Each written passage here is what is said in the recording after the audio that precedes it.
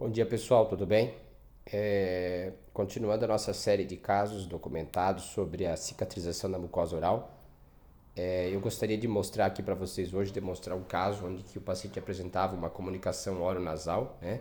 E a gente, para resolver o caso, lançou mão de um retalho pediculado de língua, ou seja, um retalho pediculado anteriormente de língua, né?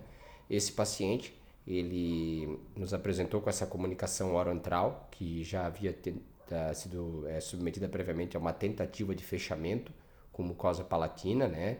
Com um retalho de mucosa palatina, uma rotação de retalho só local, e infelizmente ele evoluiu com uma falha na cicatrização e houve a recidiva, ou seja, não houve, né, a resolução do problema do paciente, que era essa comunicação oral, que cada vez que o paciente ingeria líquidos, né, o líquido passava pelo nariz, além da voz ficar muito anasalada, né?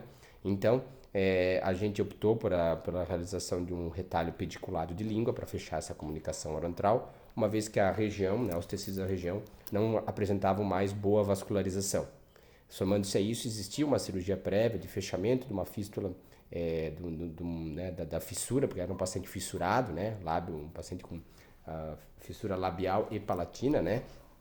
Então já era uma mucosa palatina que tinha sido muito manipulada cirurgicamente, como a gente pode observar, inclusive, os aspectos das cicatrizes nos locais.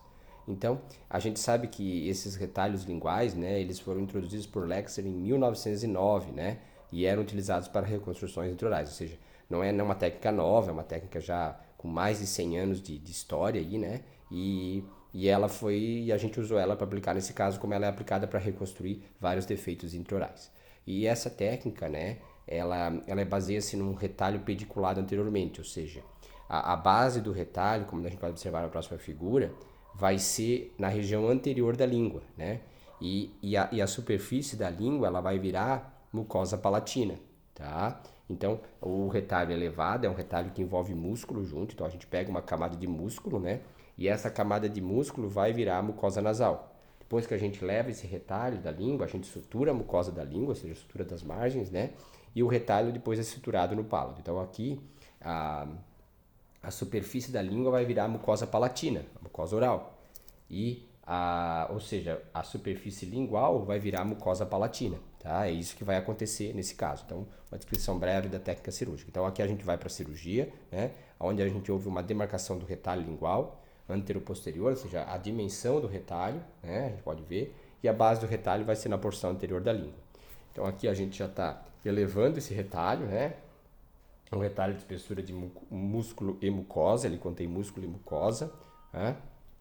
E aqui, depois de suturado, né, a língua, a gente vê a sutura da língua, e aí a gente consegue ver bem a espessura do retalho, que contém músculo e mucosa, bem notável aí, bem evidente a camada muscular, tá?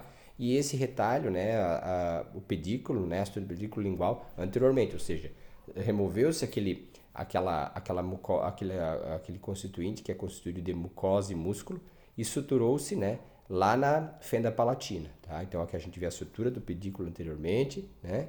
E a base do retalho na porção anterior da língua, olha lá, como a gente pode ver, bem notável aqui, e a sutura do pedículo lingual na comunicação oronasal, olha como a gente suturou ele ali, ó, né? Essa sutura foram várias suturas interrompidas, circulando toda a margem do defeito, tá?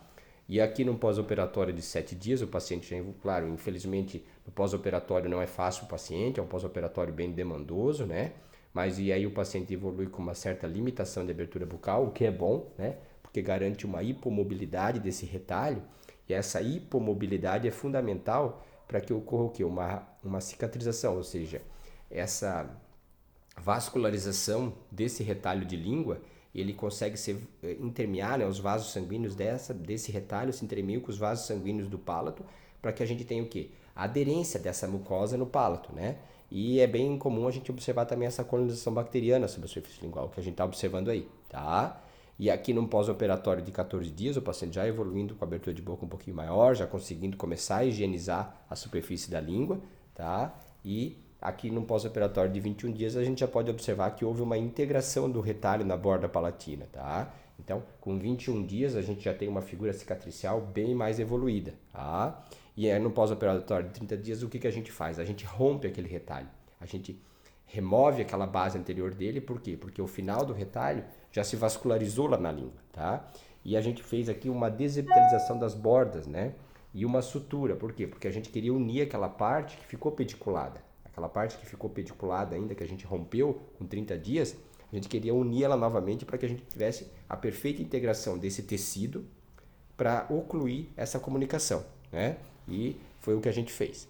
Aqui no pós-operatório de 7 dias após essa cirurgia, onde a gente fez a reunião, né, da parte que ficou pediculada. E no pós-operatório de 45 dias, né, a gente já vê aqui uma oclusão tecidual estável da comunicação, ou seja, essa porção de mucosa lingual, né, ela se integrou com essa mucosa palatina e garantiu o sucesso do fechamento da comunicação oroantral. Aqui o aspecto da língua, né, infelizmente um pouco de alteração na estrutura da língua existe, né, mas nada que vai comprometer a função mastigatória do paciente, a função degustatória, nada, tá? O paciente não tem queixa nenhuma a respeito disso, tá? Então, aqui para finalizar, uma comparação entre o pré-operatório e o pós-operatório, né?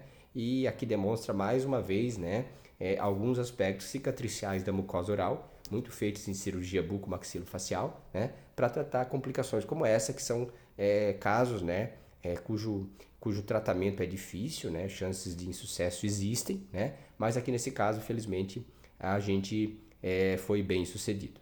Muito obrigado, pessoal, fico à disposição, grande abraço.